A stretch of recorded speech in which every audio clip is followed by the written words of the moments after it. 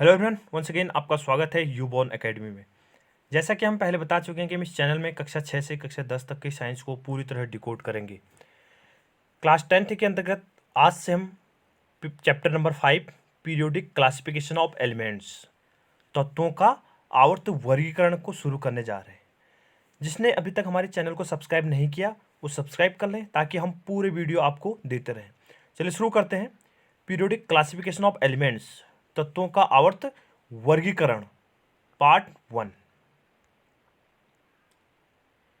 In class 9th, we have learned that matter around us is present in the form of elements, compounds, and mixtures, and the elements contain atoms of only one type.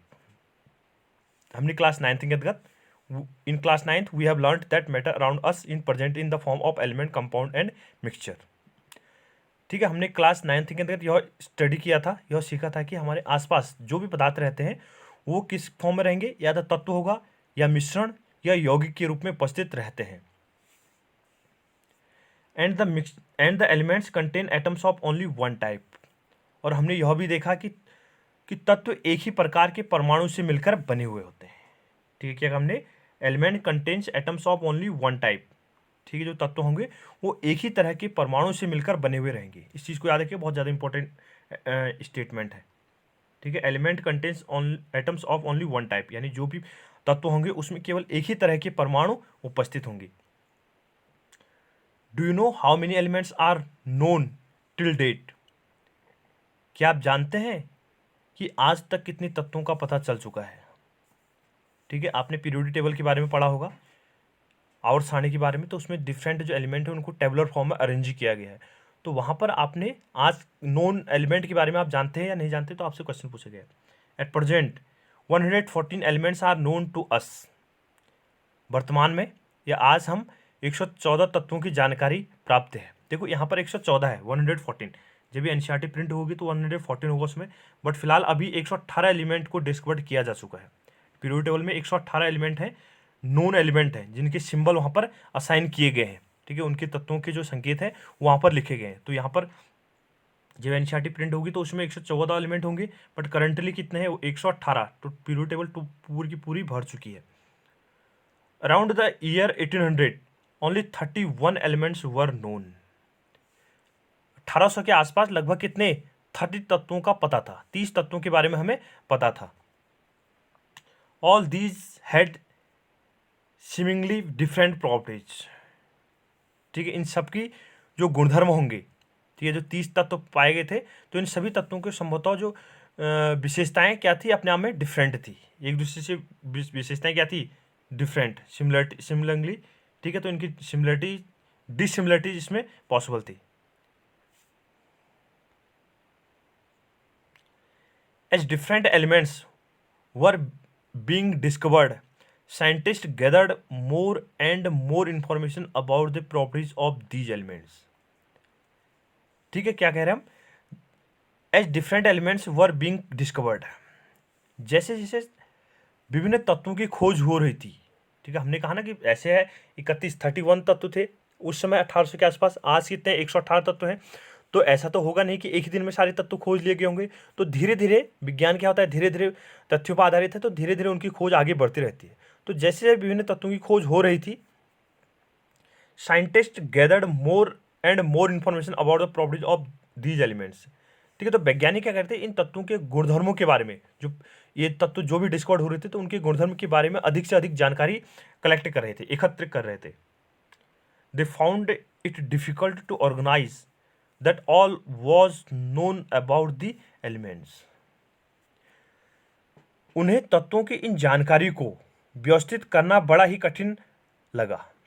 अब देखो वहाँ पर 31 element थे, 31 element थे, तो 31 element को एक साथ व्यवस्थित नहीं किया जा सकता था। ठीक है, ये आज 118 एलिमेंट है, या उस समय 114 एलिमेंट जो नोन थे जब एनसीईआरटी को राइट किया गया था, तो 114 एलिमेंट जब टाइप किए तो 114 एलिमेंट को एक साथ रखना या उनकी अलग अलग स्टडी जानकारी लेना ये पॉसिबल नहीं था। They started looking for some pattern in their properties on the basis of which they could study such a large number of elements with each। उन्हें तत्वों की जानकारी को अरेंज करना क्या था उनके लिए कठिन था, तो उन्होंने इन गुणधर्मों में एक ऐसा प्रतिरूप ढूंढना आरंभ किया जिसके आधार पर इन सारे तत्वों को आसानी से स्टडी किया जा सके। ठीक है, जिससे इन लार्ज नंबर के जो एलिमेंट थे उनको आसानी से स्टडी किया जा सके, जिसको स्टडी करने में, लर्न करने में हमें आसानी हो सके, यानी आसानी से उनके गुणधर्मों की जानकारी को हम इकट्ठा कर सकें और उनको एक जगह राइट कर सकें, ताकि जो भी ह्यूमन बींग्स हैं, जो भी जिसको भी उस पीरियोडिक टेबल के बारे में जानकारी चाहिए होगी या इन एलिमेंट्स के बारे में जानकारी चाहिए होगी, आसानी से मिल सके। 5.1 making order out of chaos early attempts of classification of elements. अव्यवस्थित को व्यवस्थित करना, तत्वों के वर्गीकरण के प्रारंभिक प्रयास। Early attempts of classification of elements, ठीक है, तत्वों के वर्गीकरण के प्रारंभिक प्रयास। फर्स्टली क्या क्या प्रयास किए गए। आज की जो पीरियोडिक टेबल है ये शुरू में ऐसे नहीं थी, तो इसको धीरे धीरे आगे बढ़ाया गया। तो जब जिस समय उस समय के जो साइंटिस्ट होंगे उन्होंने अपने अपने हिसाब से यहाँ पर थ्योरी दी, तो उनको उस थ्योरी का क्या आधार था, किसकी बेस पर थ्योरी को एक्सप्लेन किया गया था, उसके बारे में हम जानकारी लेंगे।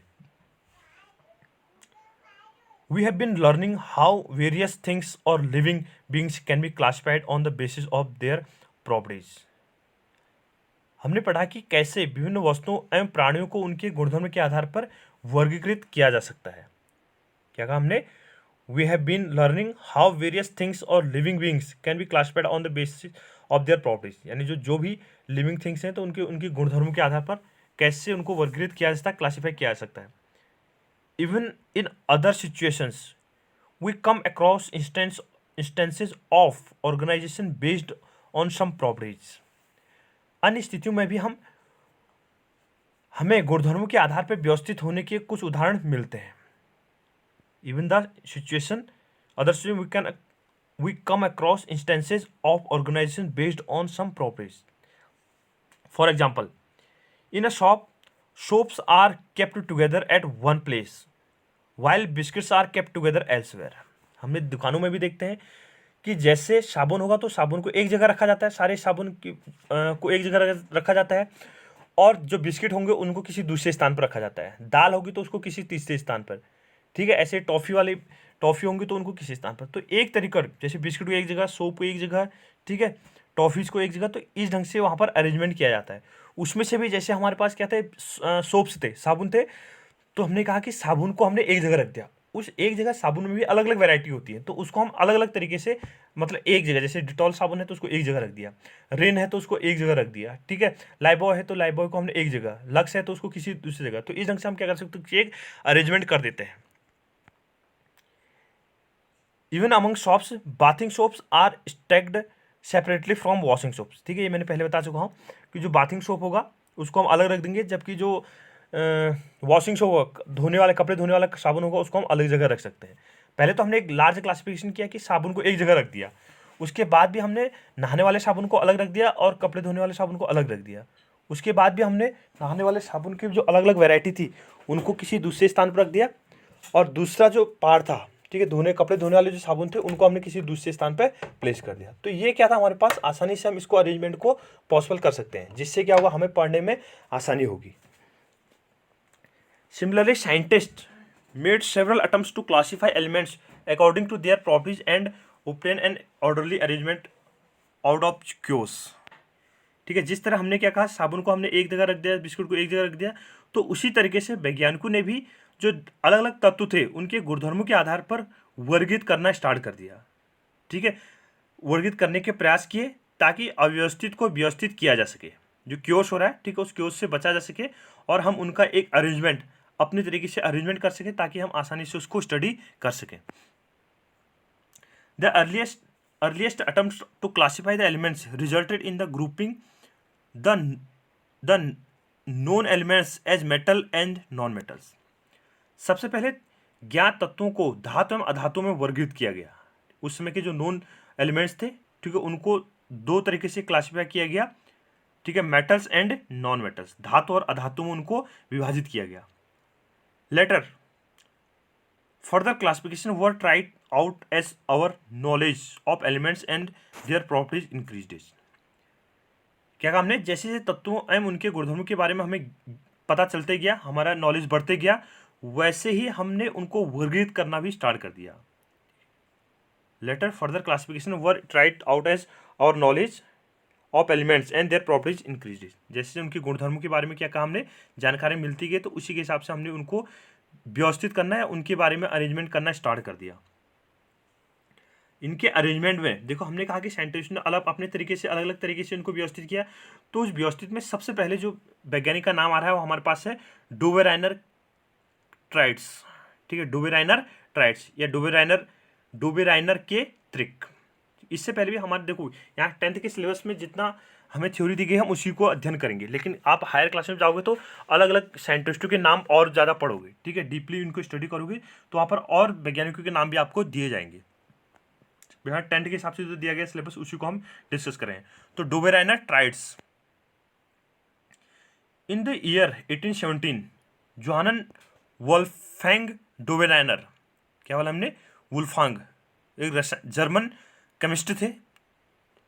German chemist try to arrange the elements with similar properties into groups. ठीक, क्या कहा हमने, 1817 में, इन द ईयर 1817, 1817 में जर्मन, ठीक है, केमिस्ट, जर्मन केमिस्ट थे जिनका नाम क्या था, वुल्फांग डुबेराइनर। क्या बोला हमने, Wolfgang, Johann Wolfgang Dobereiner try to arrange the elements with similar properties into groups. ठीक है, उन्होंने प्रयास किया कि जो समान गुणधर्म वाले जो तत्व थे उनको एक समूह में व्यवस्थित किया जाए या एक स्थान पर उनको रखा जाए। He identified some groups having 3 elements each, so he called these groups triads। ठीक है, क्या कहा हमने, He identified some groups having 3 elements each। उन्होंने 3 तत्व वाले कुछ समूहों की चुना एवं उनके समूह को त्रिक कहा गया। क्या कहा हमने, He identified some groups having 3 elements each। उन्होंने कुछ समूह बनाए जिसमें 3 एलिमेंट्स थे, प्रत्येक में 3 एलिमेंट्स थे। So he called these groups triads. उन्होंने इस समूह को क्या कहा, त्रिक कहा, ट्राइड्स कहा। Dobereiner showed that when the 3 elements in a triad were written in the order of increasing atomic masses.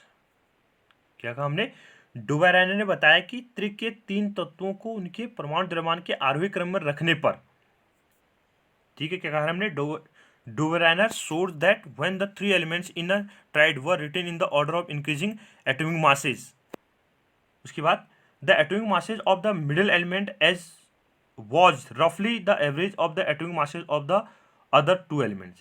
ठीक है, हमने क्या कहा कि अगर हम उन 3, डुबेराइनर के अकॉर्डिंग कह रहे हैं हम, अगर उन 3 तत्वों को उनके परमाणु द्रव्यमान एटॉमिक मासेज के इंक्रीजिंग ऑर्डर में आरोही क्रम में रखेंगे तो बीच वाले तत्व का परमाणु द्रव्यमान यानी मिडिल वन जो बीच में रखा गया है तत्व, उसका जो परमाणु द्रव्यमान होगा वो पहले और अंतिम के बराबर होगा, अन्य 2 तत्वों के परमाणु द्रव्यमान का लगभग औसत होगा। क्या कहा हमने, अगर हम उन 3 तत्वों को बढ़ते हुए परमाणु द्रव्यमान के आधार पर रखते हैं तो बीच वाला जो परमाणु होगा, बीच वाला 2 तत्व होगा, उसका परमाणु द्रव्यमान पहले और अंतिम का जो एवरेज आएगा उसके लगभग बराबर होगा। ठीक है, For example, take the triads consisting of lithium, sodium and potassium with the respective atomic masses 6.9, 23 and 39। ठीक है, हमने 3 तत्व लिए हैं जिनका एटॉमिक मास, कौन कौन से एलिमेंट लिए हमने, सोडियम, लिथियम और पोटेशियम। ठीक है, तो इनको अगर देखो, सोडियम, लिथियम का कितना है 6.97 मान लो अप्रॉक्स, ठीक है, और सोडियम कितना है 23 और पोटेशियम कितना है 39, पोटेशियम कितना है 39। तो इसको देखो 39 प्लस 6.9, 6.9 को मैं राउंड ऑफ करके 7 कर देता हूँ प्लस 7, तो 39 प्लस 7 इक्वल टू कितना होता है 46। कितने एलिमेंट है यहाँ पर, 2, एक सोडियम हो गया और एक क्या हो गया, सॉरी एक पोटेशियम हो गया, एक लिथियम हो गया, तो 2 एलिमेंट होंगे। तो इसका जो मास आया टोटल उसको अगर हम 2 से डिवाइड करेंगे तो कितना आएगा 23 इज इक्वल टू 23। तो आगे ना बीच वाले के बराबर, यानी पहले और अंतिम, फर्स्ट और अंतिम वाले को जोड़ा, फर्स्ट वाला 7 ले लिया हमने, अप्रॉक्स 6.9 था तो उसको 7 कर दिया हमने, प्लस लास्ट वाले कितना है 39 डिवाइडेड बाई 2 करेंगे तो कितना होगा 46 divided by 2 is equal to 23। तो 23 के आसपास क्या हुआ, सेकंड वाले का एटॉमिक मास आ गया। What is the average of the atomic masses of lithium and potassium, इसको बता चुका हूँ। How does this compare with the atomic masses of sodium. ठीक है, पहले सोडियम और लिथियम और पोटेशियम का एटॉमिक मास कितना आया, उसको सोडियम के जो पोटेशियम एटॉमिक मास था उससे कैसे तुलना की गई, उसकी पोटेशियम और लिथियम का जो एवरेज एटॉमिक मास आया उसको हमने सोडियम के एटॉमिक मास से कैसे कंपेयर किया। Given below table 5.1 are some groups of 3 elements. ठीक है, 5.1 टेबल आगे देखेंगे हम, उसमें 3 एलिमेंट के ग्रुप, मतलब 1 2 3 1 2 3 इधर से एलिमेंट होगा तो उनका अरेंजमेंट दिया गया है और उसका एवरेज निकाला गया होगा। These elements are arrange downwards in order of increasing atomic masses. ये तत्व नीचे की तरफ, ठीक है, एटॉमिक मास का इंक्रीजिंग ऑर्डर में रखे गए हैं। परमाणु द्रव्यमान जो होगा उसका बढ़ते हुए क्रम में रखे गए हैं। Can you find out which of these group from Dobereiner triads. ठीक है, इसमें से डोबेनाइनर ट्राइड्स कौन सा होगा उसको आप पहचान पा रहे हैं या नहीं पहचान, आपसे दिखा गया। देखो, नाइट्रोजन, फॉस्फोरस, आर्सेनिक।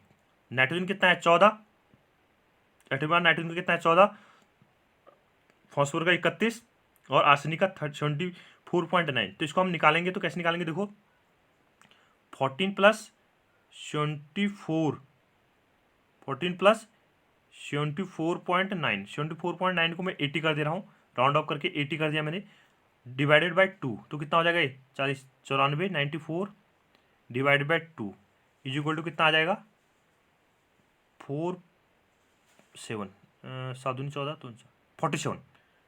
ठीक, कितना आएगा 47। तो इसमें तो वेरिएशन काफ़ी आ रहा है। अगला देखते हैं हम, कैल्शियम, स्ट्रोंशियम, बेरियम को देखते हैं। 40.1 प्लस 137.3, ठीक है, डिवाइडेड बाय 2 करेंगे तो ये कितना आ जाएगा 80, 40.4 7 7 1 177.4 कितना हो गया 177.4। 177.4 को अगर हम 2 से डिवाइड करते हैं, डिवाइडेड बाय 2 करते हैं तो कितना हो जाएगा ये, डिवाइडेड बाय एक ना 2 बार लिख देता हूँ, 177.4 डिवाइडेड बाय 2 करेंगे तो कितना हो जाएगा 8, 8 दूनी 16, 1 8, 8 दूनी 16.7, 88.7। ठीक, कितना हो गया 88.7।